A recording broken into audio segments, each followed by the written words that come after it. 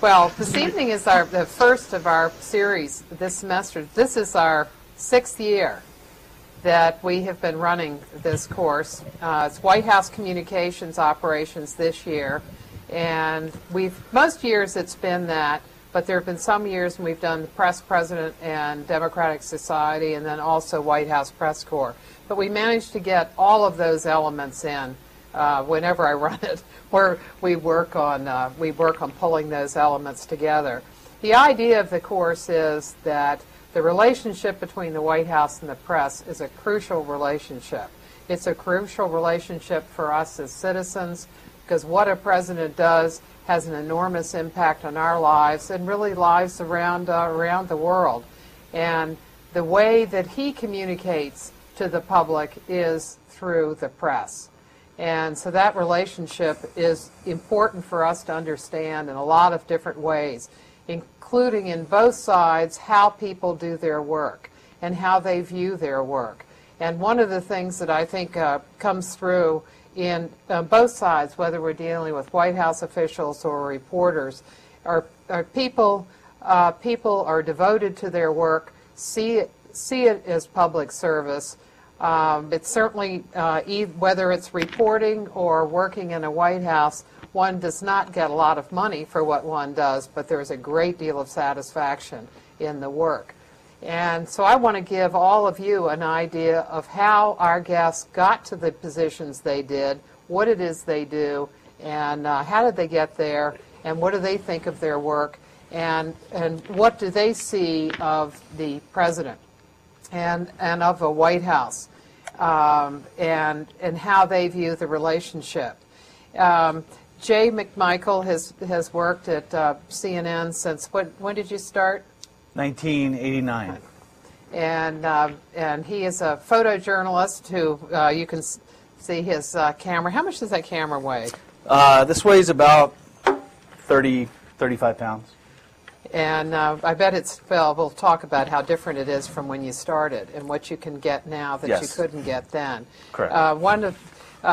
Jay is an award-winning, he's won many awards for his video, including the video that he probably is most well known for is the shots that he took of President Clinton working a rope line and coming upon Monica Lewinsky.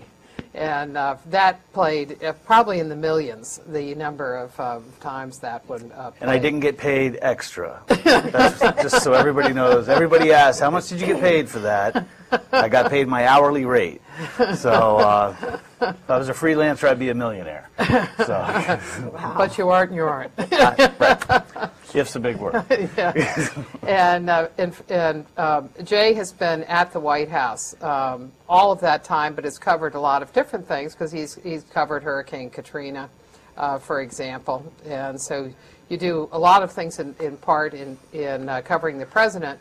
You do see the world, and that was true for Virginia too, because Virginia, you took a lot of trips when in your years at the White House. And so Virginia has been at CNN. When did you get to CNN? 1996. Because before that, she was doing radio in several different places, but also she'd been at the White House doing radio. And now she is in CNN headquarters in the control room. So she is in Washington as Jay is and has been for some while.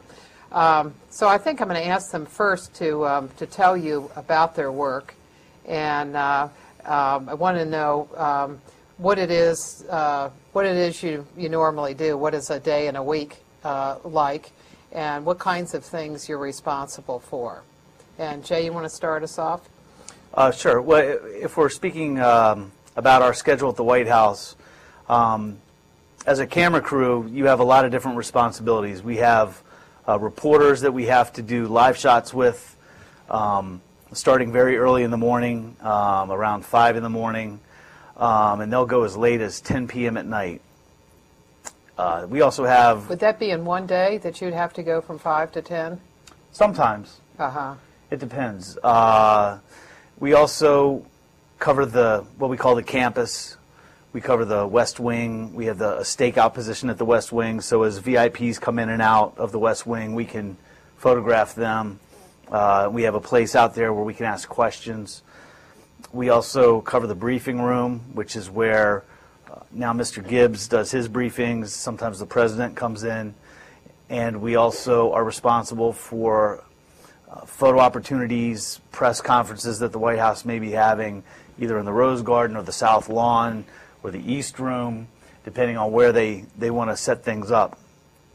So you have a variety of locations that we cover things, and it's just a matter of logistically being able to handle all of that during a day. The other responsibilities we have are when we're on the road, we are either what's called a pool crew, which is where where all of the different networks pool their resources and they share the video that comes out of that. So there's times when I'll fly on Air Force One, for example, with the president. There's only 13 press people on Air Force One at any given time. And those 13 people are responsible for disseminating information out to all of the different networks, all of the different wire services, the different magazines, anybody that is subscribed to the pool. So every fifth day, CNN will be responsible for Air Force One or traveling within that tight pool because we rotate with CBS, NBC, Fox, ABC. So just this past week, for example, I was with President Obama going to Elkton, Indiana, where we went, or actually it wasn't Indiana, it was wherever we went to the Caterpillar place. I guess it was Fort Myers. I don't know where it was. No, we were Fort Indiana. Myers. We were someplace. It all runs together. It runs together. Town halls, right. And Right. but anyway, It was Caterpillar too. he came back in the plane, and when he spoke, it was up to us. It was up to myself and my partner to get up and shoot what the president had to say. And there was a lot of news being made that day because Senator Greg had decided that he was not going to accept the commerce position. And there were a few conflicts of information. Gibbs was saying one thing, the president said another thing, and it all happened on the plane, and we were responsible for shooting that and then giving that out to the networks. Did they tell you that the president was going to be coming back and would talk to reporters so that you had time? I mean, what do you need to do to get that thing operational? Well, when you're on Air Force One, this basically sits at my feet, and if I'm shooting that day, some days I do audio. My audio guy will be sitting next to me, and they may give you a heads up that he's coming in the back, and they may not. And if they don't, you basically reach down, turn this thing on, get up, and then you're up. And everybody just sort of piles into the middle of the plane, and they get the best possible angle you can get. And he comes back, and then he speaks. And you better hope that everything works. Because if it doesn't, it's like it never happened. Or the wires will have it, and there's no video, and then that's a big problem for us. Has that ever happened to you? Not to me. Oh. Not to me. And it's a bad situation. If it happens, it's just the worst because you're responsible. It's the only video that's on the plane. There's nobody else shooting it. Right. And so you're responsible for everybody's video. So there's a lot of responsibility with that. It's a fun job, but there's also a lot of responsibility. And so that's what happens basically in those situations. Mm-hmm. And I don't know, there's so many variables, there's so many things that happen at the White House. A lot of people will criticize that beat and say, oh, you're spoon-fed all your information, you only report what the White House gives you. But really, there's all sorts of opportunities to, record history. You're recording history every day, and we take that responsibility very seriously. We're upholding the First Amendment, the freedom of press. We are constantly battling the White House on control over what they want us to see and what we want to push to see. And that is a constant struggle. Where we get frustrated sometimes is when as shooters, we'll feel like maybe our network or other networks may have decided to make a financial decision and they won't push back as hard as they could have. And we think, well, as a purist, we want to have just clean access. There'll be times where the White House might say, well, you can come in and take pictures of this, but no questions. And that's when we say, well, then we're not going to take a camera in there.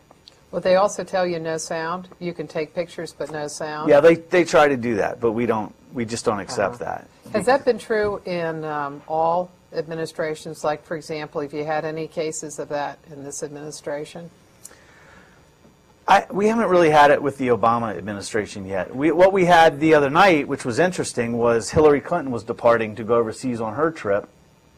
Our photographer, Chris Turner, was out there, and out of nowhere, the State Department said, you can shoot Hillary going into the plane, but you can't shoot the luggage loading onto the plane. And we were like, why not? What's the problem? And now it automatically makes you think, why can't we shoot the luggage? And I'm out here shooting. If it's in front of my camera, I'm going to shoot it. And so there's always a struggle between what they want to control and what we want to shoot. And if you're a purist in terms of First Amendment, I guess, rights, you always want to push for total access. So. Yeah. How many days a week do you work? It depends. At the White House, if there's not a relief crew or another crew coming in, you'll work probably 12 to 14 hours in one day. If there's an overseas trip and it happens to be a long trip, you may work 14 days straight. It depends on the trip. It depends on, Clinton. When Clinton used to go overseas, he would go overseas for long periods of time because he liked going to these countries. He'd never seen a lot of these countries. And but he was like a sponge. He liked to learn everything he could about the countries. Bush, on the other hand, would fly in, fly out pretty quick. He just wanted to get his business done and get home. Were you on the trip to Russia to St. Petersburg for the anniversary of St. Petersburg? It was the one where they had a celebration. That Putin had a late celebration and had fireworks and everything. I was not on that trip. trip. I think it was midnight. I wasn't on that one. Yeah. I've been over there before. Bush was irritated that the celebration was going on so late. Yeah, I remember that issue about curiosity came up on that one. Virginia, tell us about your work. Well, I live in a box surrounded by lots of TV screens, and I consider my job more like an air traffic controller. I'm watching incoming feeds all day long, whether they're from the fence shot. We have guys, Jay's probably been on that duty too, to shoot the fence at the White House to see who's coming and going. And there's sometimes very revealing moments on that shot. So I'm watching that. I'm watching the stakeout shot. I'm watching our live shot location. I'm watching things that are happening on Capitol Hill. Last week, for example, we had cameras staked out where we were waiting for the arrival of all the bank CEOs to come and plead for their, case, what they had done with the money from the first installment of the TARP. We also had, I came up with a line, on one side of the hall, they're talking about peanuts, and on the other side they're talking about trillions. And literally, it was two congressional hearings in the Rayburn House office building, just steps away from each other, where two major stories were going on. And one hits me. My son eats peanut butter sandwiches every single day. So I really cared about what was going on over there. And then the other one, I really cared about what was going on over there, too. But I'm watching all of this stuff.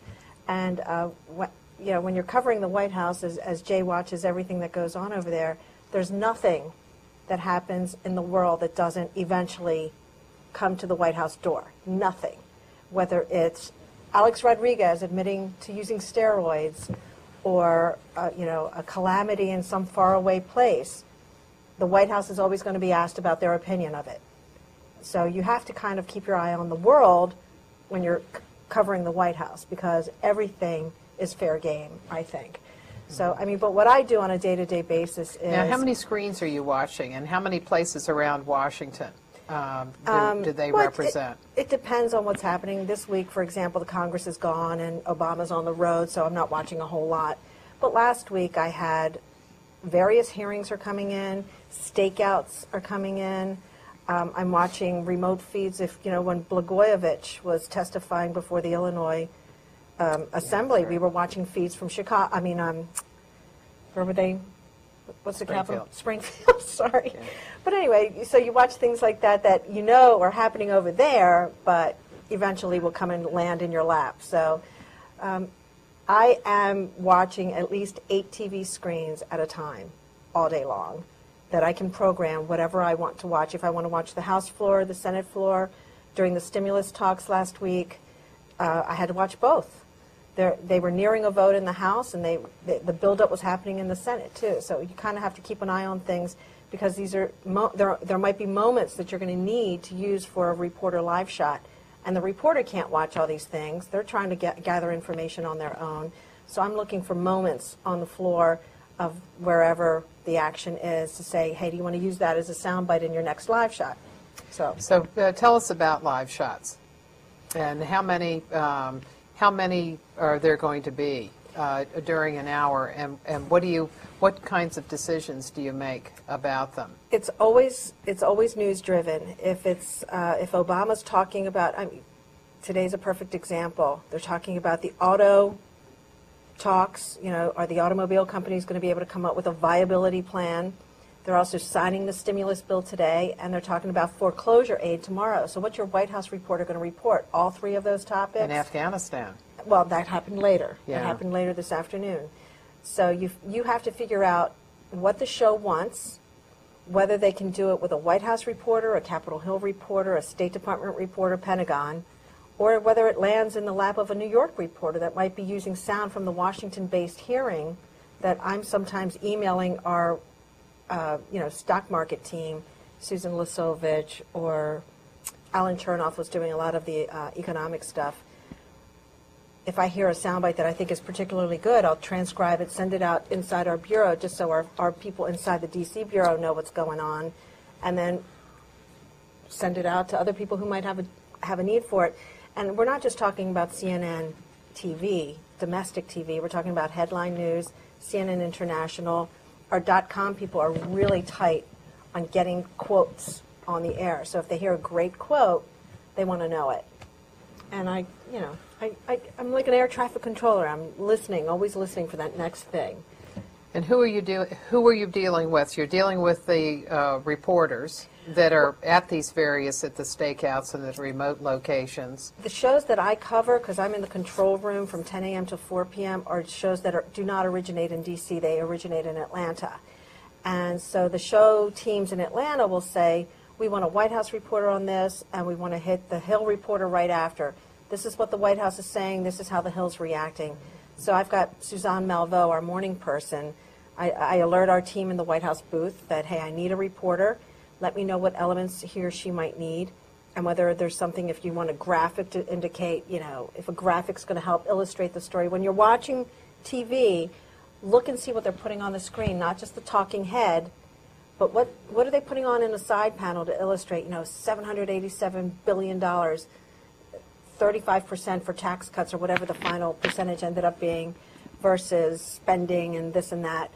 I mean, that's the kind of stuff we do to help illustrate the story other than just showing a straight talking head. So anyway, the show team in Atlanta will say we need this and this.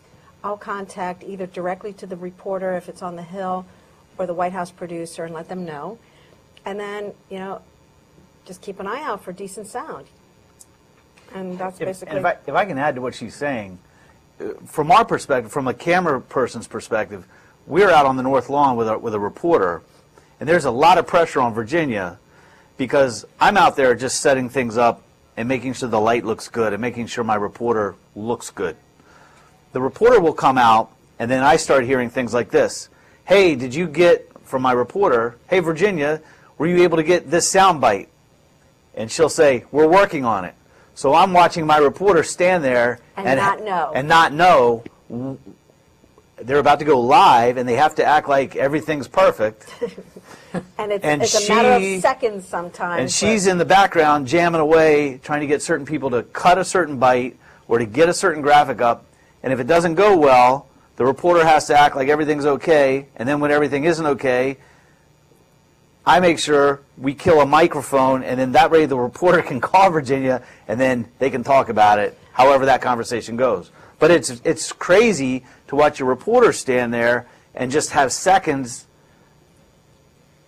go by, and they may or may not have what they need to make the shot go as smooth as they want. And it's up to her to coordinate that, and that's the part she's not really getting across to you guys. And that's it's a lot of pressure. That's also, I mean, I'm beholden to the people in Atlanta, for example, or sometimes if it's a DC-based show, it's the team in DC that's cutting that sound bite. How quickly can you process that sound? You got to transcribe it. You got to find time code, the in, the out cue. It's logistical stuff that needs to get done that I can't physically do myself. So it's definitely a team effort. How quickly can that be done? We have at CNN what's called a quick turn file.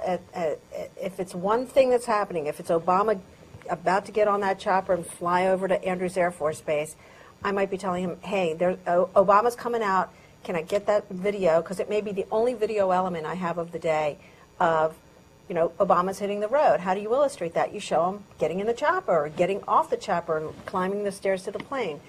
And if it's happening at 9:55 and my reporter's hitting at 10 o'clock, I alert the quick turn people, make sure I get that. And they usually, I mean, 95% of the time, they'll get it. But there are live shots that happen where the reporter has begun, and I've warned them, I still don't have your soundbite. If I say Obama, then you know I've got it, so toss to it.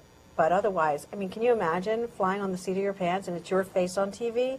We understand the enormous pressure that's on our reporters, so we try to maximize the potential for success. And, you know, if the soundbite doesn't make it, you move on. And your reporters are smart enough and they know their material well enough to just barrel through and get through it. And hopefully it'll be there the next time. When Lyndon Johnson was president, it took 6 hours to go live.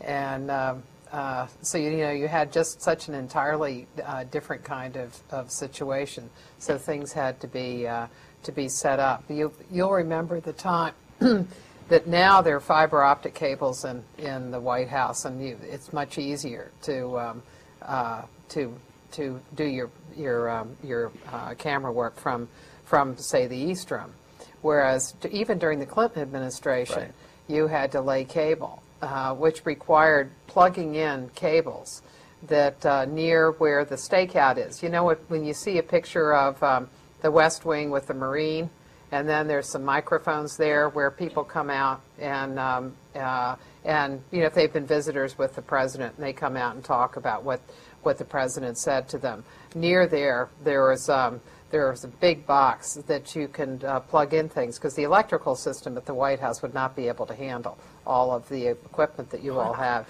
So even up until the latter part of the Clinton administration, you had to plug in cables, and then they rolled them down underneath the north portico, and then had to toss them up on a terrace. The kitchen.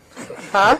Past the kitchen, past the florist. I was going to say past the flowers, yeah, and then throw them up on the terrace by the east side of the East Room, and then there was a metal slot in one of the French doors that you pulled the cables in through, and then people would plug in their cameras. So it was a far more complicated thing than it is now. Now they can go live very quickly, and so you because they've recabled the White House and upgraded it. Although, you know, as upgraded as everything is, when the Obama people came in, they came in in the afternoon on Inauguration Day, and people couldn't get into their computers. I think they finally got into their computers sometime later the next day, and it wasn't that day. And then they had trouble with the whole sound system. They couldn't get the sound system to work. So down in the basement where of the press room where CNN is, you have overhead PA system and that didn't work until Thursday.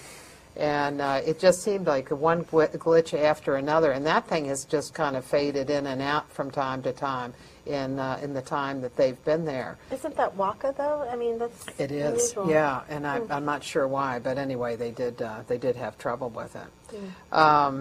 Well, how many days do you work a week, and I work kind of 5 how does days. your schedule?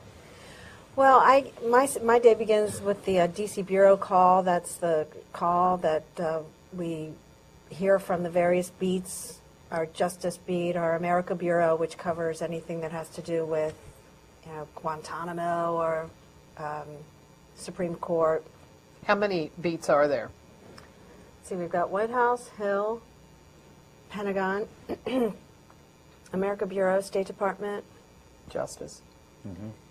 America Bureau incorporates Right. Justice. So it's, well, I mean, there's more than that, but those are the ones that report on a daily basis. We just try to talk about what's coming up that day.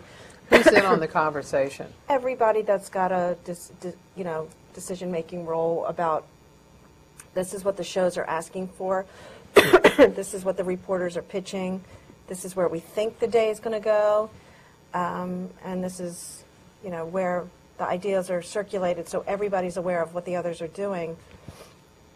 And then by the 10 o'clock call, they've actually conferred with Atlanta and New York, and they make some decisions about, finalizing some plans, how they want to do this. So, how to deploy our reporters. We don't have, an unlimited supply of talent. We have to use our people wisely. So you don't want to start a reporter chasing that story and then by 2 o'clock say, oh, changed our mind, let's go there, because that's a whole wasted day. So How many people, when you're assigning a reporter to something, you're assigning a whole crew. So how many people is that? Well, you Is would it have, 4? I guess it depends. You would have your tape producer, someone who would help actually gather the editorial things. You might send out a field producer to go cover a news conference that becomes an element. The reporter may go out and do a different element. I don't know, but And you have the camera. 4 or 5. Sometimes it's just me. I mean, sometimes it's one guy or one girl. Go to CNN.com and type in the word CNN.com/giving and see something that Jay shot all by himself. And did you interview all those people too? Yes. Down in Hamden? Yes. He did this phenomenal thing. Everybody at Cook Library, you will love this because it's Hamden at Christmas. CNN.com/giving. Check it out. He did it. It's awesome. And he shot it all. Did you edit it all also? Shot it, edited, interviewed. You will love it. It's so much fun.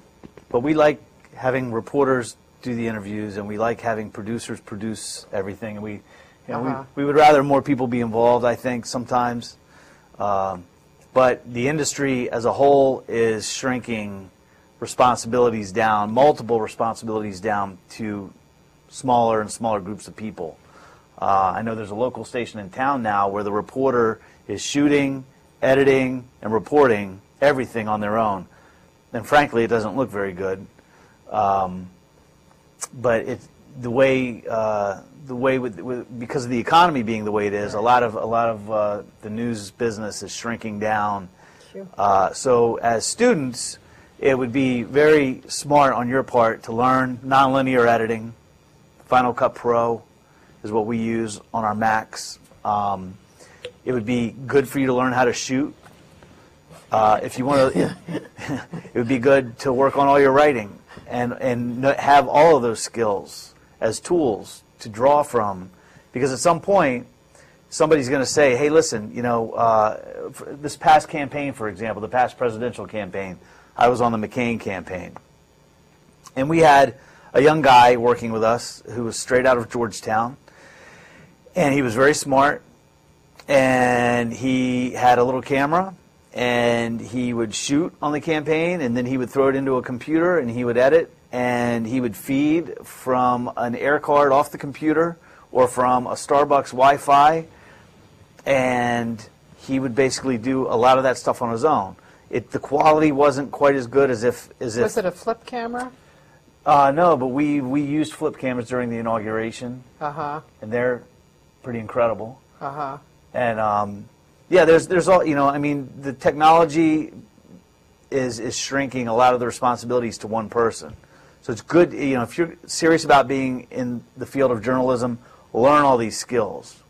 Work on your writing, work on your shooting, work on your editing, because I guarantee you that's the way this business is going, and you would be smart to do that. What are the changes that you've seen since you started at CNN? Say, in the technology of what you can shoot, how quickly, and then the range of things that a president does. Have you noticed a difference in the public aspects of the presidency? Say, for example, if you went back, if you were a real old fart, and you went back to the Eisenhower administration, Eisenhower gave about, in his 8 years, he gave about 750 speeches. Mm-hmm. And a lot of those were not ones that were for television. I mean, most of them wouldn't have been. I mean, those would be things like in the Rose Garden, a group of I don't know, farm officials comes through, or small business people come through, and they get some kind of award. Those would not have been on television. CNN comes on in 1981 at the White House. Fox and MSNBC start in 1996. When you look at the number of occasions that Clinton spoke, and most of those were available for CNN and later for Fox and MS, he, instead of 750 in his 8 years, he had 4,400. So the pressure on television, and television is what they aim for. The White Houses for a long period of time have regarded television as their way to the public, particularly with cable, that they can be on for a whole speech. So it's not like just on the evening news where they have a minute to explain something. Instead, with cable, they get the opportunity to have their whole speech. Today, it wasn't just Obama who spoke. Biden spoke. Some guy with a solar outfit spoke. The governor of Colorado spoke. All of them, and CNN took it from beginning to end. Well, I remember. I mean, I was at the White House when Marlon Fitzwater was press secretary, and were you there then? The briefing, the White House briefing, you could only record the first 5 minutes of the briefing. Mm-hmm. Everything else was on the record but off camera. So if you had a question and you needed that soundbite for that night's programming, you needed to be the one to ask it in the first 5 minutes. Robert Gibbs last week was having an hour and 15-minute long briefings, and every bit of it was recordable and airable, and it did for the most part. But, yeah, I mean, can you imagine today and in if that you tried briefing, to enforce that? Well, one of the things that I do is I write down how long, a lot of aspects of the briefing. That briefing, the first row, there are seven rows of 7 seats each in the White House press briefing room. And television, the first row you have CNN is in the first row, and NBC, ABC, CBS, AP, and Reuters, the 2 wire services, and then in the middle sits Helen Thomas. And so Helen didn't ask any questions that day. So it was 6 people, and that first row questioned him for 33 minutes. Out of that briefing, 33 minutes of it were from that front row. And I counted the people in the room, because it wasn't just the 49 people in the seats. There were another 40 people that were in the room. So out of that, the only people that, right there at the beginning, that got called on were those 6 people in the front row, and they were mostly television and the wires, and those are the real meat and potatoes of the White House. And you could see it when Obama decided he wanted to talk about his stimulus program, but he ended up having to talk about Daschle, that he spoke not to the New York Times or the Washington Post. He spoke to television, and he spoke in one day to all five networks. But that was prearranged. That was prearranged. Yeah. I mean, back in Reagan's day, when Michael Deaver was over there, and even during Bush 1, they found a way to get around the big nets. They would invite, and this, because at the time I was working for a radio group, and so when the mayor of Salt Lake City or Kansas City, Missouri was invited to the White House, we were there, and they would invite these local folks to the White House and get that kind of coverage. It would bubble up instead of, trying to get the New York Times to cover something, or CNN or whomever might not have been as successful as knowing that if you invite somebody from our local radio station listening area, we're going to come and we'll cover it. So they were very adept at figuring out how to bring, at the time there were lots of bureaus that had radio stations or TV stations all over the country. And it was just another way to get the message out without having to compete for the big networks' time and airtime. But now one of the things that's happened is that one bureau after another is closed. Yep. You look at the White House, the news organizations that no longer have seats there because they just don't have White House reporters. It is enormous. And so you've had bureaus go out of existence, like Newhouse, and Cox Bureau is going out at the end of March.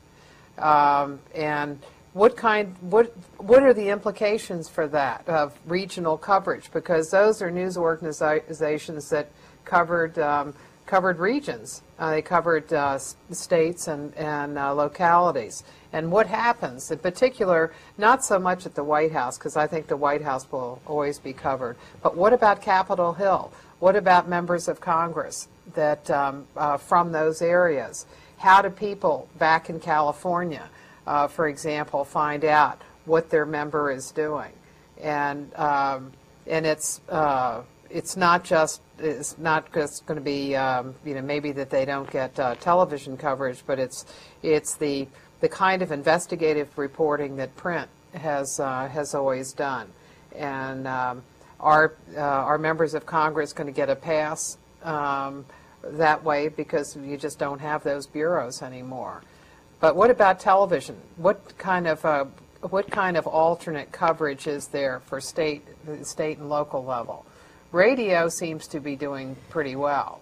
Well, you've got the internet. I mean, the internet has done a couple of things. It's killed newspapers because newspapers' content is on the internet for free.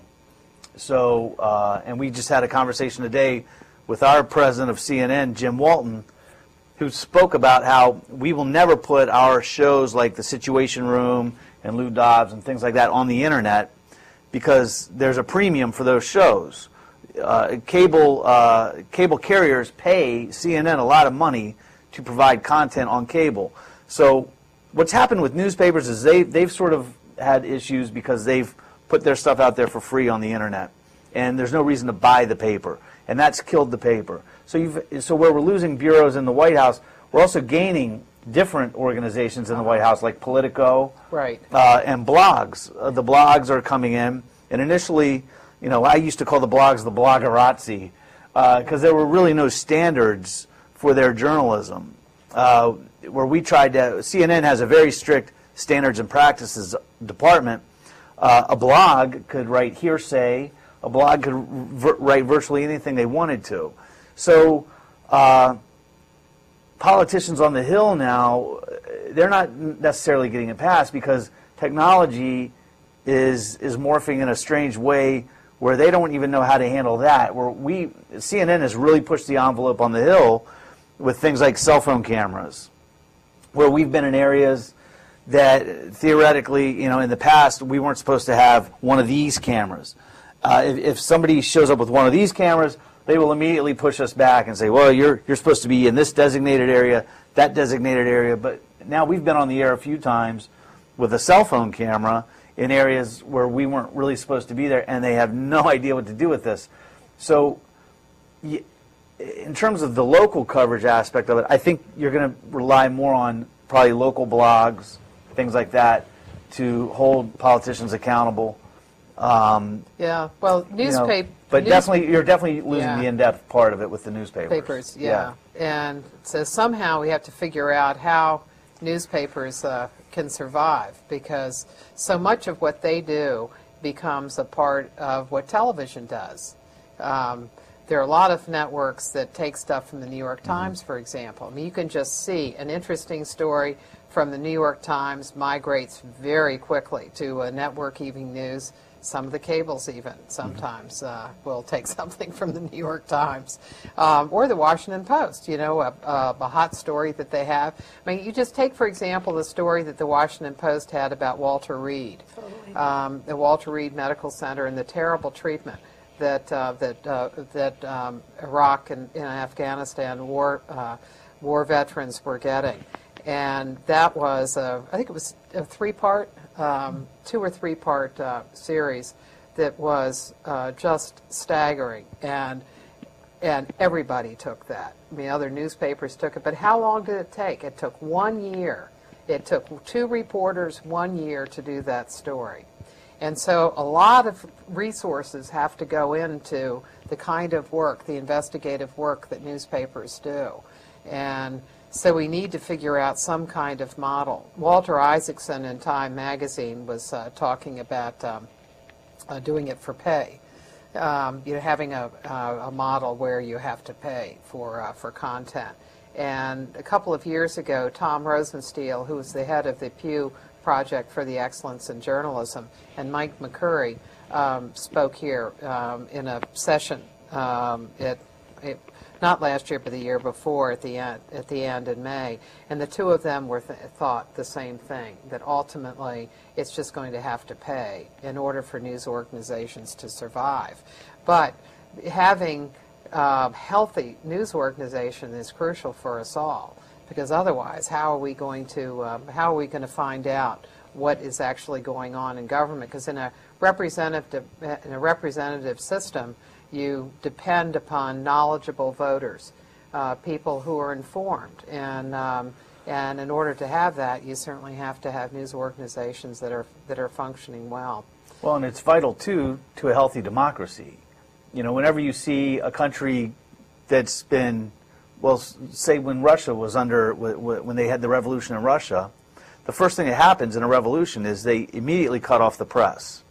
And one of the things that kept that revolution from keeping Yeltsin from getting overthrown was a lot of people were able to see CNN outside of their local Russian television. And what happened was the local Russian television had been shut down. But because everybody had satellite dishes at the time, they were able to see CNN and see what was actually going on. You know, and you have the checks and balances of the Constitution with the executive, legislative, and judicial branches. Really, the sort of intangible fourth check is the press, and we're able. One of our roles, not that it's an official role, but it's to really keep track of what's happening in those 3 branches and make sure that they're all doing things the way they're supposed to be doing them as well. So I think it's vital to a healthy democracy. The First Amendment is a very serious issue. Keeping them honest is what we call it at CNN. And, you know, the idea that there would be a White House event where they would tell you going in there will be no questions fries me every time, because you can tell us there will be no answers, but you can't tell us there will be no questions, because that's the only reason why we're here. If you don't want to answer the question, that's your prerogative. But if we're here, this is our job, and that's what we bring to the equation. So anytime I ever hear no questions will be taken, oh really? No. Questions will be asked. No answers may be given. That's fine. But I just and anyway, that's one of my pet peeves. Well, that's a struggle that definitely takes place. And if a president does not come out, does not appear and answer questions from reporters, pressure builds up. And so then you have him say come out. This happened with Clinton during the impeachment period, and he didn't want to answer questions, and so he would come out and make a statement of some sort in the Rose Garden, and he would have so many questions yelled at him, but he would turn around and go out and not answer the questions. but he certainly got them. And they would try other people answering the questions, but that's not the same as having the president answer questions. Well, let's take, speaking of questions, let's take some questions. The way we'll do it is we'll take a question from Towson and then a question from you guys. No questions. Only answers. Okay, Towson. Did you mention that Jay and I went to Towson? That we. Yes, well, they've gotten your bio. I sent your bio. You both are. Not only you went there, you graduated. And I played football, and I graduated. Woohoo. Yeah. Last time we had a good football team there, too. Was Phil Albert the He was, yes. That's right. And you reported about the coach. That was Yeah. my first job. My first radio gig was to do the pre-game show with Coach Albert. I learned a lot about football. On-the-job training, totally. Okay. Education, your undergraduate preparation at Towson helped you for your career, and what further education did you need, both formal and informal, to continue your profession? Oh, well, Towson State back then had a great radio station, WCVT. I don't know if it's still there, but it was a bona fide radio station in the community. And when I decided, back then, I really liked sports. I loved baseball, I liked football. And there was a woman on TV back then on WJZ-TV named Andrea Kirby. And this was a long time ago. My dad told me, no, you'll go to Towson and major in accounting. But no, Dad, I want to be a teacher. No, you'll major in accounting. So then when I saw Andrea Kirby, I decided maybe I can get a job doing sports, because I had kept stats for my high school football and baseball teams. So I went to the station, and sure enough, all these guys said, sure, we'll let you play. And I joined the, I joined the radio station there, and I learned what I needed to know, but I realized on graduation day that the education majors were fit to be teachers, and the accounting majors were fit to be accountants, and I was fit to be nothing until I got my first job. So my education helped me get through a maturing period, but what I really needed was real life experience. And I got a lot of that when I was working in smaller markets where I could make mistakes, where people wouldn't hold it against me and hopefully not remember them. But really, truly, I think if what you want to do is report on the White House or whatever, what you need to do is study economics these days, find out how economies work. History. Study religion, because if you study and know what people believe in, you'll understand why they go to war. And history. And the English language. Know how to write. Be a writer. Trust your instincts. If it seems crazy to you or interesting to you, it probably is. Go for it. Learn whatever you can about how society works, how your own environment works. That's the best advice I'd give. How many different radio groups did you work for? Because you worked in Delaware in addition. Well, my first gig was in San Marcos, Texas, where they told me, I answered an ad in Broadcasting Magazine. They wanted a disc jockey sportscaster. And they hired me over the phone. I'm from Baltimore. I had never been to Texas. So they hired me over the phone, and I drove down there with my dad. And I'm, 22 years old, and that's where my football knowledge came in handy, because the Southwest Texas State University Bobcats went to the Division II playoffs. So football became major news, and it helped me. And so you can't underestimate whatever little things are part of your life, how they'll help you down the road. But from there, I didn't stay there very long. They told me nothing ever happens here. The first week I got there, a guy had tried to rob the local, it wasn't a Kmart, but it was like a Kmart. He took a shotgun, and he barricaded himself in the store, and the cops shot him dead. I'm like, whoa, I've been here a week, and I've got big city crime in this little town, So, and I look back on that experience. For 3 months I was there, but I interviewed a guy who was sent to death row for murdering a bartender. He went into a bar and he shot the bouncer, and it was the first murder trial I had ever covered. I think about these experiences now and I think, gosh, I only wish there was a change of venue case that involved some African-American kids who were picked up at like a campground environment, and they had to be taken over a river, and somehow the boys drowned. They were teenagers. And the white officers who were transporting them in something like a canoe were being charged. You know, what happened to these boys? Well, it turns out that they had been handcuffed. And when the boat tipped, they drowned. So it's like this change of venue case. And, you know, all of this happened to me in the first 3 months of being in this very, very small college town in just south of Austin, San Marcos, Texas. So I treasure that experience because it forced me to come completely out of my comfort zone. I knew nobody when I got there, and I really just had to make my bones. And then I got really, really homesick, and I came back up, and I DJ'd at WWTR 96 FM at Bethany Beach, where I was not a DJ. I couldn't tell you who played drums on that Led Zeppelin song. I didn't know that kind of stuff, and that's what you needed to know to work at that station. So I went back to news in Salisbury, Maryland, where I was still very young, but we won some awards. I got some AP awards back then, so that kind of made me realize how much I loved the news. I loved the news business.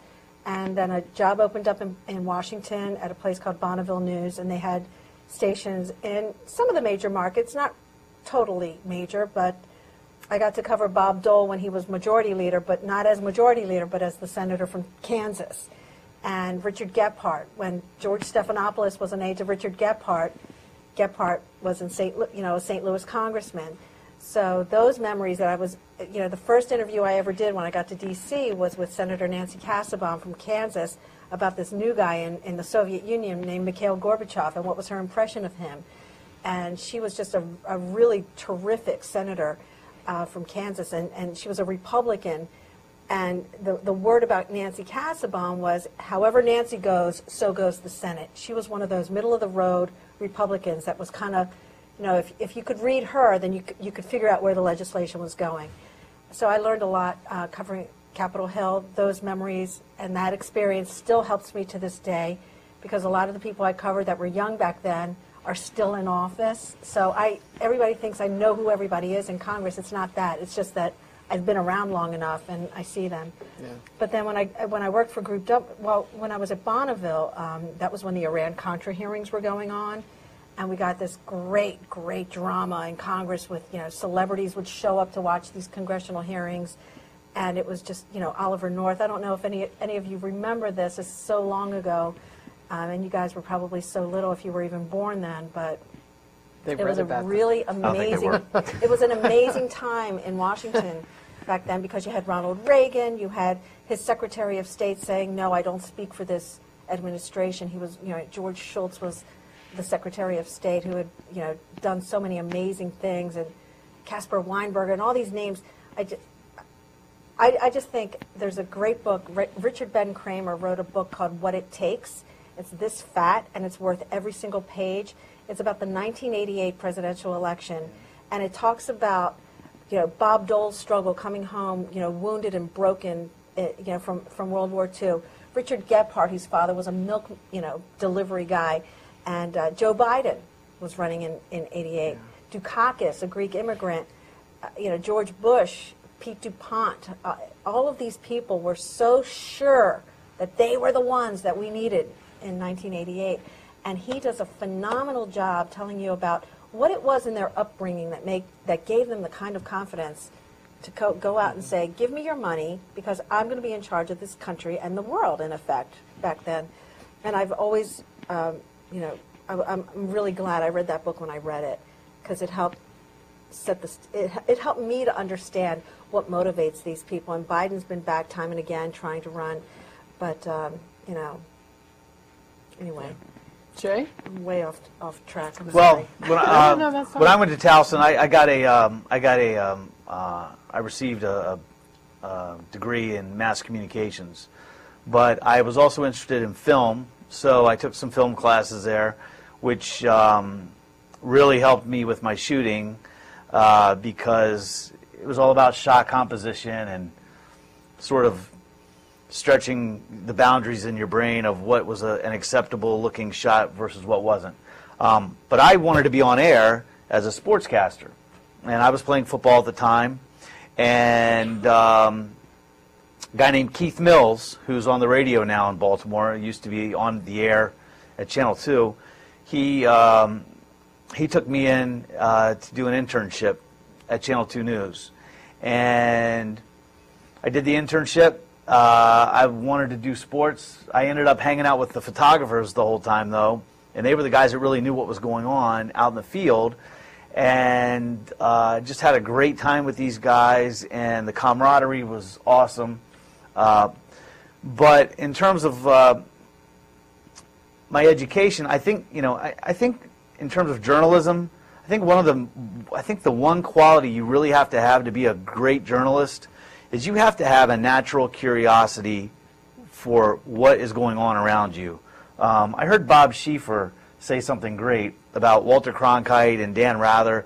He said if those two guys walked out of the building right now today and somebody got into a car accident out there, they'd be running around the car trying to figure out exactly how it happened, why it happened, who did what, and they still to this day are just incredibly curious people. And that really is what makes a good journalist, whether you're a camera person or a producer or a reporter. So the education side of things is important for journalism.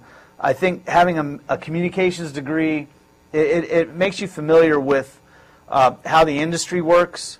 But I would really, if I was a journalist today coming through college, what I would do is concentrate on writing, and I would concentrate on, like Virginia said, on history, maybe even political science. Something where you have a specialty where This you is a actually political science course. Well, there you go. Where you were right place. I didn't know that, so there you have it. But something where your specialty can then translate to either a newspaper or a blog or television or radio, because you don't want to go on air not knowing what you're talking about. And so one of the things that makes people, like we have John King, for example. John King probably knows more people than anybody in the news business right now. He has a Rolodex that's incredible. And the other thing about journalism that is so important is developing relationships, maintaining those relationships, giving those people that you have relationships with the confidence that you're going to keep their information under wraps. And John does a phenomenal job of that. And, I don't really know what his background was. He was a wire reporter for AP, He was AP, for a long time. And he started off working on local court cases in Boston. And he's a guy that is naturally curious and is voracious in his appetite for consuming information and being the first one to get it and also getting it right. And that is it's a big deal nowadays, especially with instant news. And we are instantaneous all the time. Can I ask you a question about Hurricane Katrina? Sure. How did you all cover that? You were there, right? Yeah. And can you tell us what kind of how you designed the coverage? And Virginia, were you involved at all in sending people out? I don't have the decision-making authority on who to send and how many troops to deploy to something like that. But I distinctly remember the day that Katrina was happening. I guess I've been around long enough because in our newsroom I said, does anybody remember where George Bush the elder was when Hurricane Andrew hit? And that had happened in 1992. Mm-hmm. And George H.W.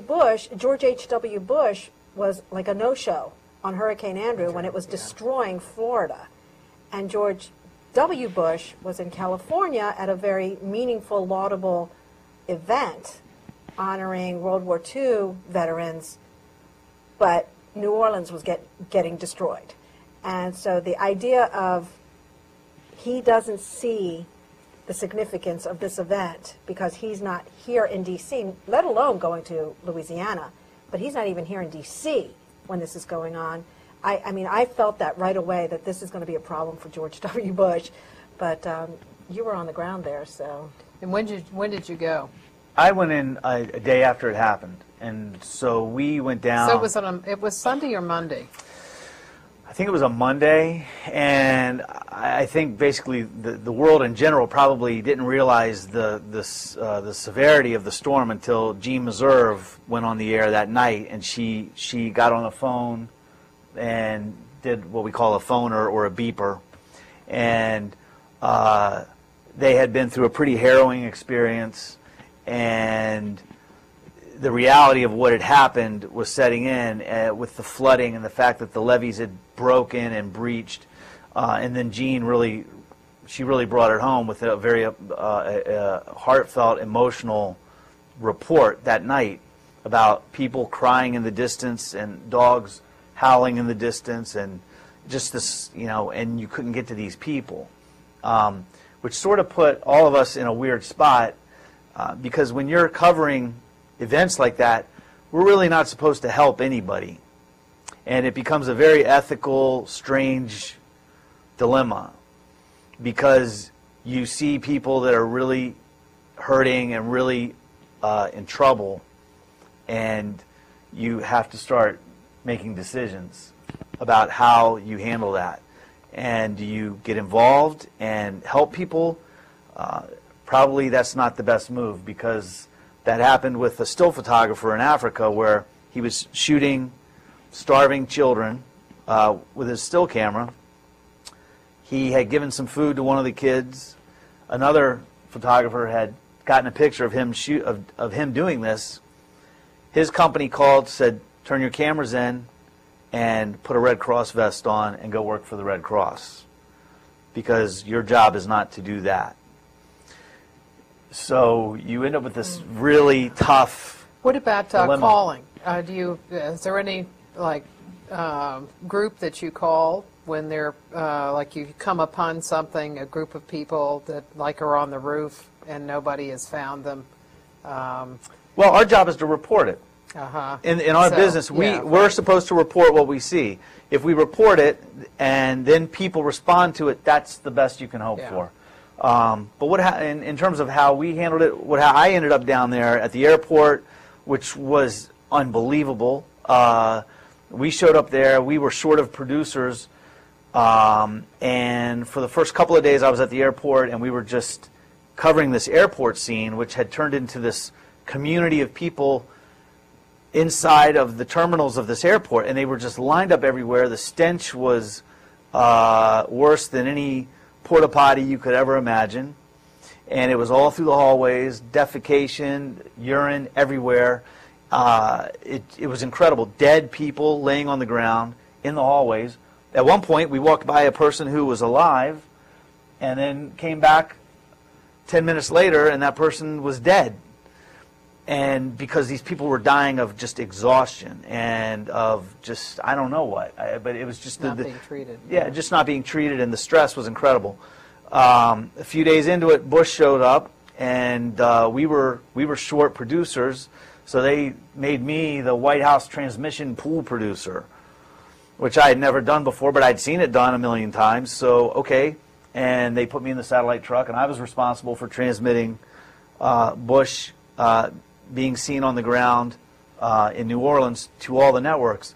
The funny part about it was, or the sort of backstory to all that, was we were pulling up in our satellite truck, and the Secret Service was there, and you'll run into situations if you become a journalist with law enforcement all the time, and you have to be very careful about how you handle law enforcement. You need to be respectful of the law enforcement, but not take everything they say at face value, because they will handle you in a way where they just want to control what you're doing. But what happened to us there was we were trying to get the satellite truck out to the tarmac, and the Secret Service said, "You're going to have to unload this entire satellite truck and this Suburban that was loaded for bear, basically. It was loaded to the gills with food and supplies and all this stuff that we had to take down there.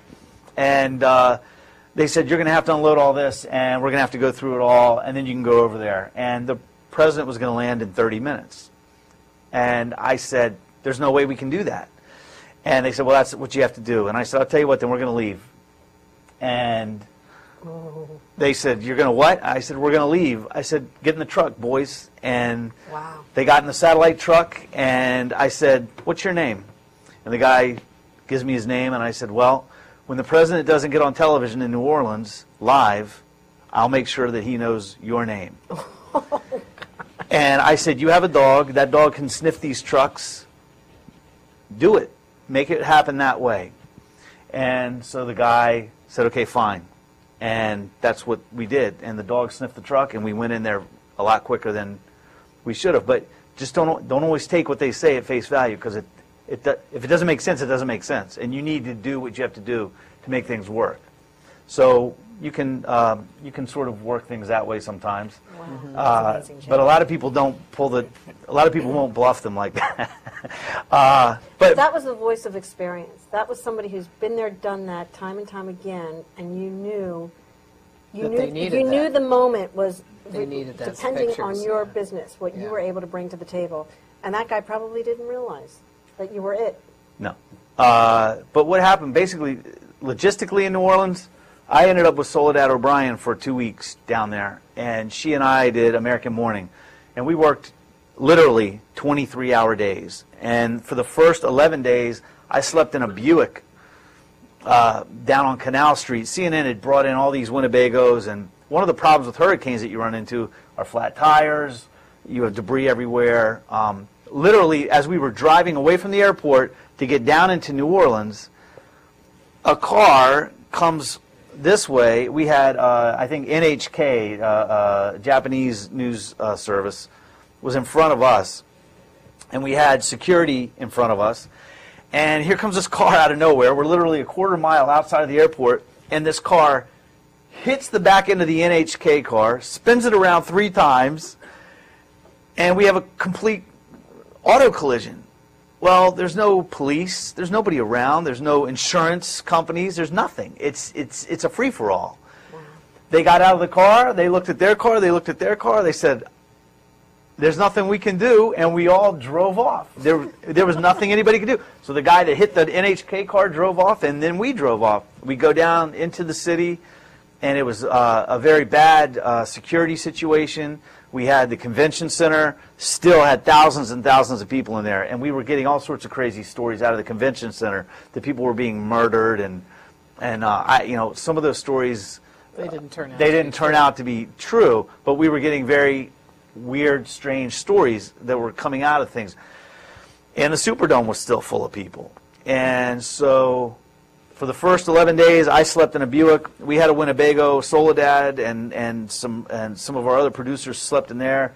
I didn't feel like having all of them complain about my snoring, so I stayed in a car by myself. But literally, for 23 hours out of every day, we would work. We slept about an hour each day, because we would get up and do American Morning I'd have to get up at 3 a.m. in the morning, get out of the Buick, grab my gear, set up, hook up to a live truck, and shoot the entire American Morning show, usually handheld almost for the whole show. And Soledad would talk about everything that was going on. We would go through stores, we would go to different places, all these different things. And then as soon as that show was over, we had to go out and shoot. And we had to report what we were seeing. And we were gathering basically small vignettes for the next day's show. So I would end up shooting maybe 4 or 5 like mini pieces, like 1-minute pieces, every day. And then we would get back. Soledad would write everything. She'd view all the videotape, write everything. We'd feed it all off to New York or Atlanta or whoever would take it. It would be about midnight in New Orleans, maybe 1 in the morning. By the time all that was done, we'd fall asleep, get up at 3 a.m. and do it again, and we did this for 15 days. And that was crazy. And just, you're up to your chest, you're up to your chest in water. We went into a house where we went in with a rescue worker who wasn't even a rescue worker. He was just a guy volunteering. And we were going down through a neighborhood, and we were told this police officer's family was in this house, and could we go check? So I'm on this boat with the New York Times, myself, and Soledad. And we float up to the house, right up to the window, and I'm wearing a pair of waders, and they break into the window and they call for the people that they think are in the house. And the New York Times still photographer, he says, I'm gonna go in. I said, could you please hold my camera? And I gave him my camera, and I went through the window first. And then I said, I'll take the camera. I took the camera, pushed the boat away, and then I went in through the house with the guy and the thing. So the New York Times didn't get in there until late. But what happens is that we go through the house, and there's a thing that happens with cameras. It's called distancing, where when you're shooting with one of these and you look through a viewfinder, it's like you're not really in a bad, like if you're in a bad situation but you're looking through the viewfinder, it's as if you're watching it on television. And so it's this phenomenon called distancing. And it gives you sort of a false sense of security that you're not in as bad a place as you really are in. But in this situation down there, we went into this house, and water was up to here. Everything in the house was floating, the furniture, the refrigerator. There was a dead animal floating around. I mean, everything you can think of was in this house. We walked in, and Nagin had told everybody, the mayor of New Orleans, go to your attic. That's the plan. And we start walking through the house. It was dark. The water was cold. I'm trying to shoot, and I'm feeling things hit me under the water, and they're bumping into me under the water. And this distancing thing was not working because I was feeling things. So we're going through the house. Stairs were down. The guy looks up in the attic. It's about 150 degrees in the attic. I'm afraid he's going to find somebody up there. Nobody's up there. But we end up going into the bedroom, and this man had died in his bedroom, and he was floating in there. And that was really bad. So, we came out, and we said, okay, there's a man in there, but there was nothing you could do. We had to just leave the house. They marked the house. They marked that there was a deceased person in the house, and then we moved on to the next house. And you would run into these sort of just strange, surreal situations. But your job as a journalist is not to get emotional about it, not to get too caught up with it. You're just trying to tell people that this is the tragedy that's happening around you. And there was a lot of that down there. Yeah. Question from here.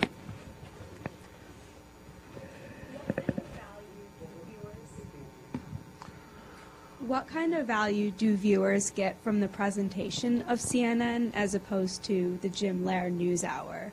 So the graphics and the scroll at the bottom and the whole package. Do you have a specific example that you're thinking of? I'm thinking of... Well, you get all the live events. I'm thinking of the movement and the pace of the news on CNN when you're watching on TV, and the multiple news feeds that you're receiving when you're watching, and what role does the coloring play in the background as opposed to just a table and a conversation that's happening like with the Charlie Rose Show or the Jim Lehrer NewsHour. So what's the value to the viewer of that kind of presentation on CNN? Like in the Situation Room where you see all those screens? Yeah. It's interesting. It holds your interest. It gives you a different perspective. It's always pushing the envelope of technology a little bit more forward. I don't know if it gives you more value as opposed to, this one looks more interesting than just two talking heads. But the Jim Lehrer show has a different format. They will spend 15 minutes with one person just talking, which is an entirely different format, and it depends on what your appetite is for news. But also, CNN is all over the world, and so you're watching events live. And so they're giving like say they're going to give today. You could watch Obama from the Biden's beginning all the way to Obama at the end, and you're going to have you've had a constant feed of that. You've had every day Robert gives his briefing, so you're getting the raw news. You're getting the direct information that the newsmaker has to give, that the officials have to give. So their official explanation. And then you have other people coming in and doing commentary about it. But the value is is the news organization is a vehicle through which officials are providing information on what it is that that they're doing, and you're there watching the events themselves. I know in the conflict in Lebanon with Israel that you had a couple, I don't know, 3 years ago or whatever. CNN was just all over the place, and so you actually watched it. And I know they took CNN. I was in Hawaii at the time, and I was watching it at night.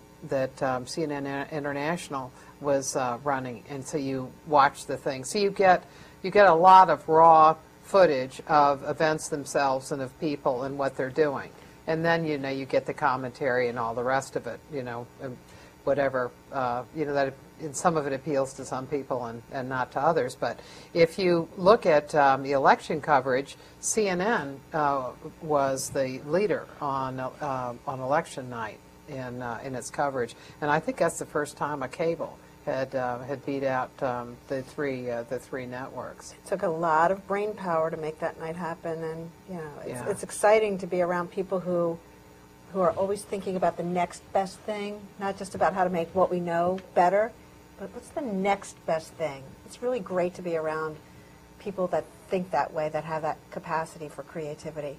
One of my favorite CNN moments, and this was long before I worked for them, I was on Clinton's first trip to Russia, and I'm in this hotel room in Moscow, and it's this beautiful hotel room, and I'm exhausted from the trip, and I turn on the TV, and there's CNN playing in my hotel room with the Lorena Bobbitt trial. Does the name Lorena Bobbitt mean anything to y'all? Like, what? I am in Moscow watching the Lorena Bobbitt trial, which is happening in Virginia. And this is the woman who had a little slice and dice with her husband. And it was a crazy, crazy time. But I covered that trial.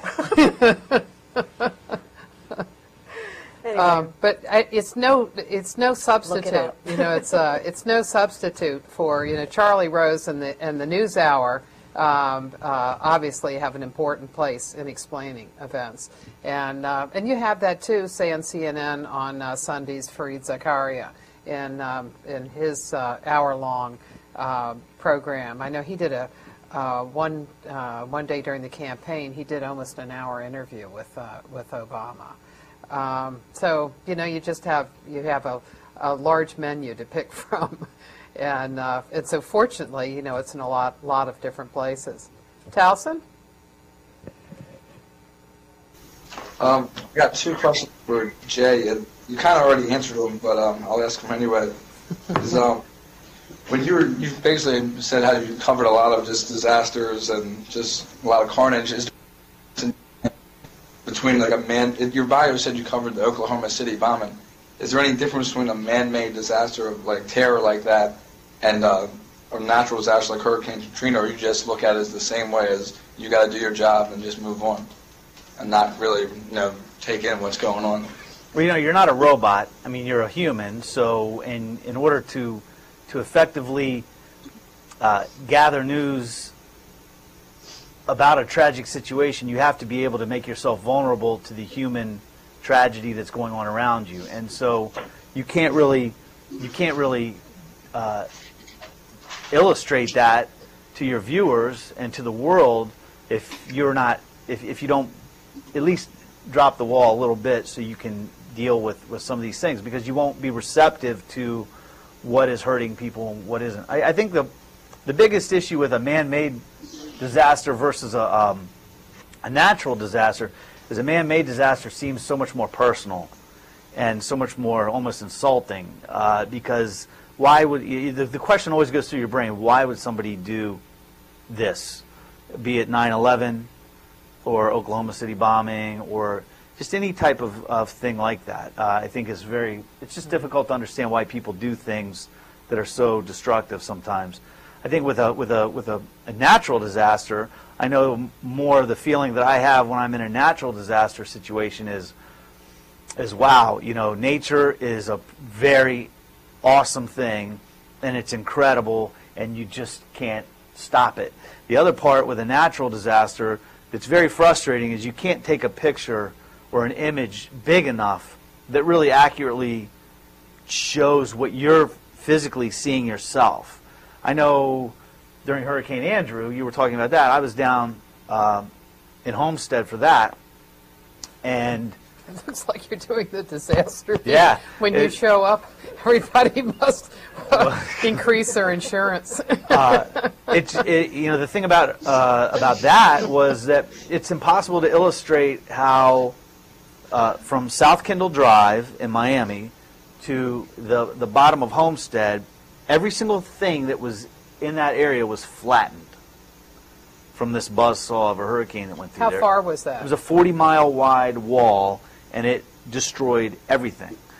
And so that's the equivalent of going from Towson to where we are right now, and everything in between being leveled.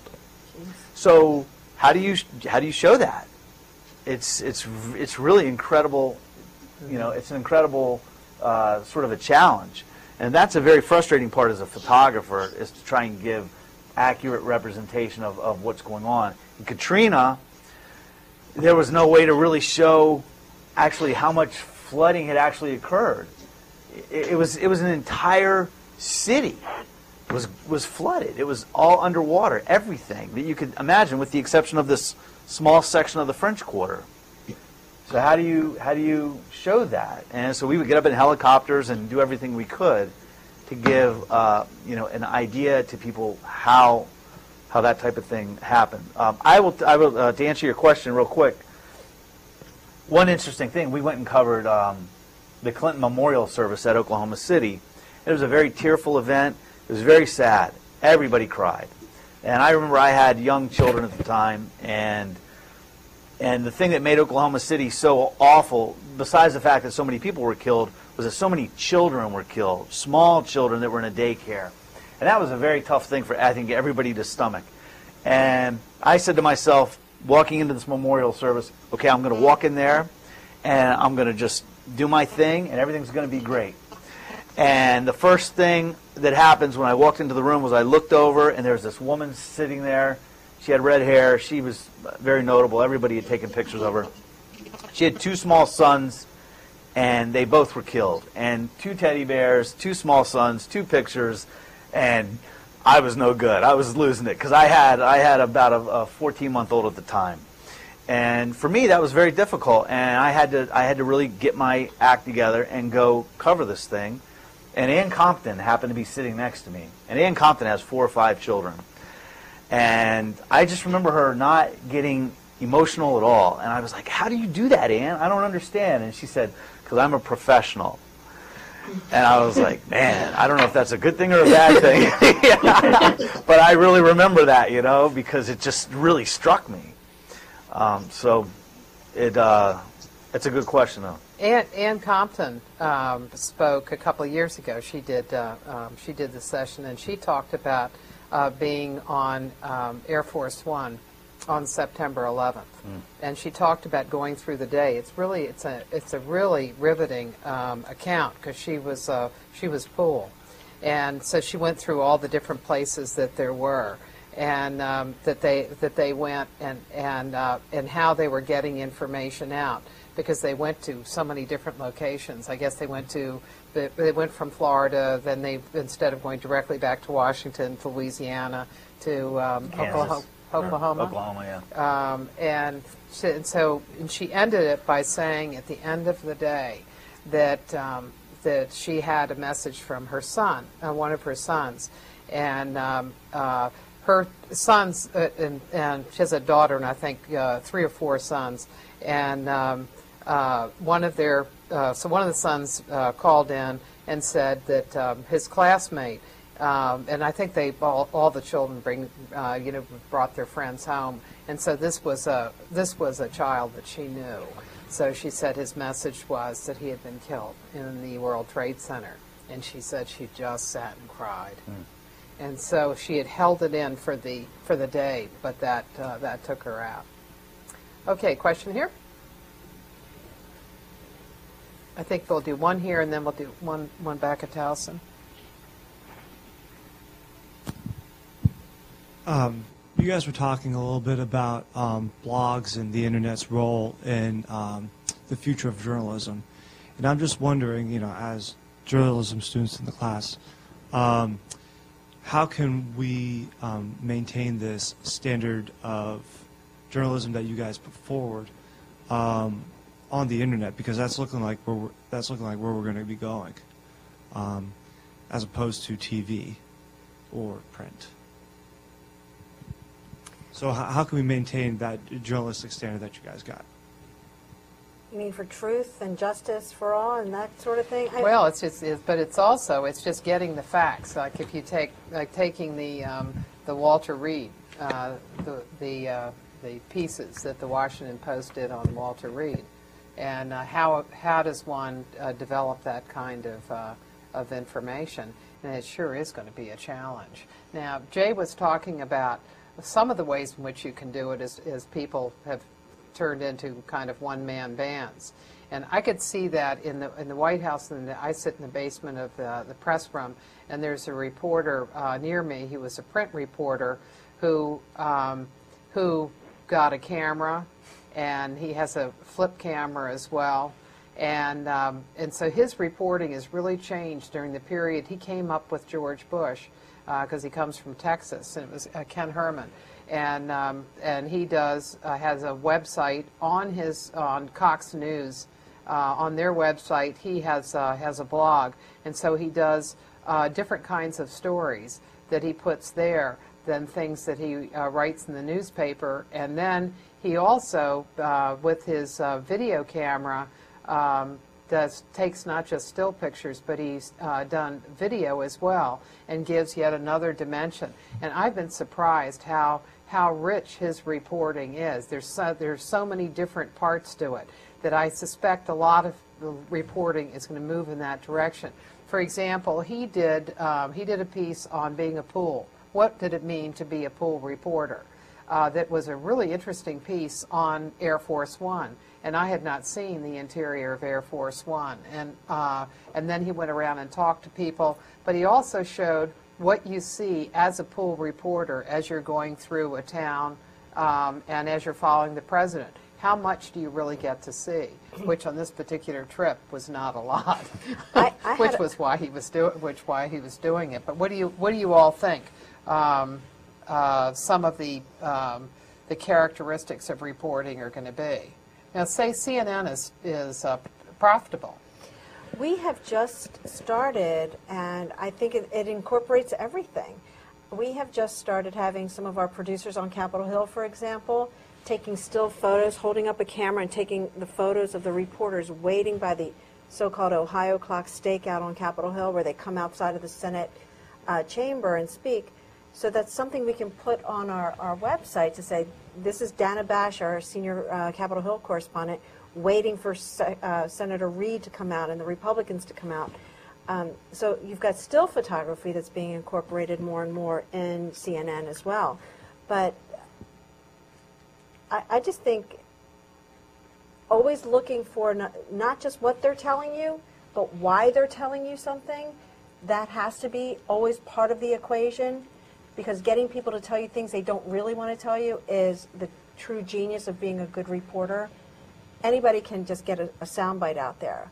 But why are they telling you what they're telling you? How vociferous are they in their opposition? Is this just for show or is it for real? Always finding the other angle, the other side. Maybe there's more than one side. I mean, the stimulus debate was a perfect example of that. You had Democrats, some Democrats just as opposed to how the bill was taking shape as the Republicans were, because their own little fiefdoms were being threatened. I just think using your own curiosity, sticking to your beliefs as far as trying to get what you believe to be the truth or what you perceive to be the truth, and then finding somebody else who might contradict it and find out what the rest of the story is. Well, and you asked about, how do you maintain a standard? One of the things, the standard of who, what, when, why, where should never change, regardless of what the platform is that you're using to get the story out on. be it the internet or a radio or whatever it is, Facebook, Twitter, right? There's all these different things that are coming around now that we use all the time. I use this all the time and upload photographs to Facebook. And I've uploaded photographs quicker to Facebook than than AP gets. So like I can sit here and go, okay, I'm gonna take a picture of you guys. Now I'm gonna put that on my Facebook page, right? And say this is what I'm doing. But my point is just simply this: your standard for accuracy and your standard for for getting things correct is vital.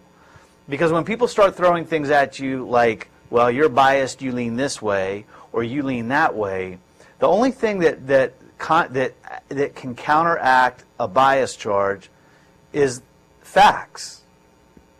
And if you say, this is a fact, and you can prove that's a fact, nobody can accuse you of being biased. And, I tell people all the time, Fox leans right, MS leans left. People will sometimes accuse CNN of leaning left. But I know this, we get hate mail from both sides. And if you're a journalist and you're getting hate mail from both sides, you're probably doing your job right. Because that means that you are accurately reporting something and you're not making anybody really happy with it. You're just giving the facts. And you're not being swayed either way. And what Virginia says is true. You want to get what somebody says in front of you, take that information in, but then you want to get, who opposes that, who contradicts that. And the truth is usually right down the middle somewhere.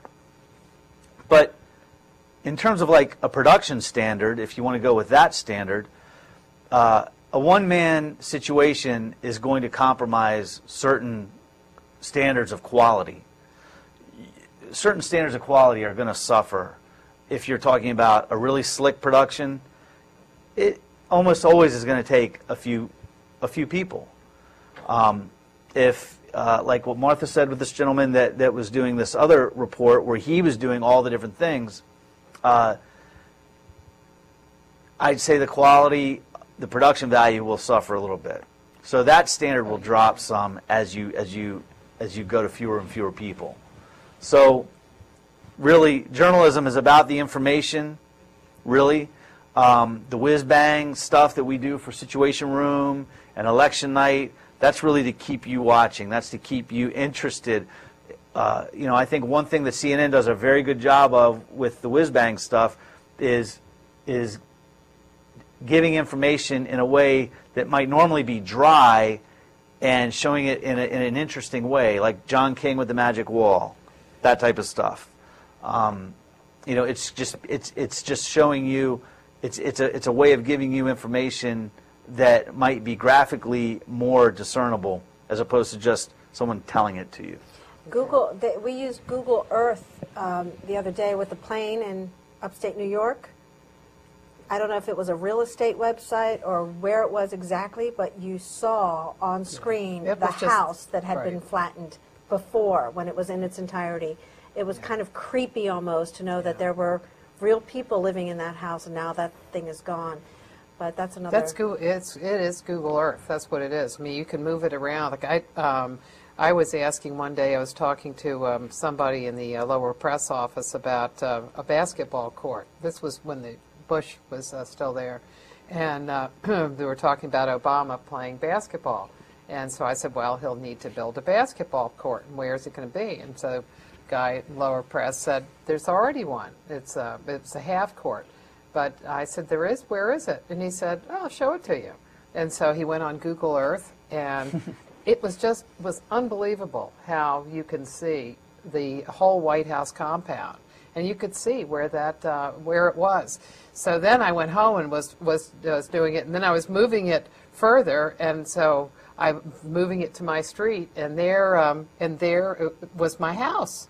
And wow. And so I guess what they've done for a lot of areas is they've had people go up and down the street and take pictures. And so in that case with the plane crash, yeah, I remember seeing it. So there's an enormous amount of technology out there. Well, we've run over. I'm sorry, so we don't have have time for anything else. So thank you very much. Thank you. Yeah, Thank you, Martha. appreciated it. Thank you, Towson. Towson. Towson. Go Tigers. You know, it's so interesting.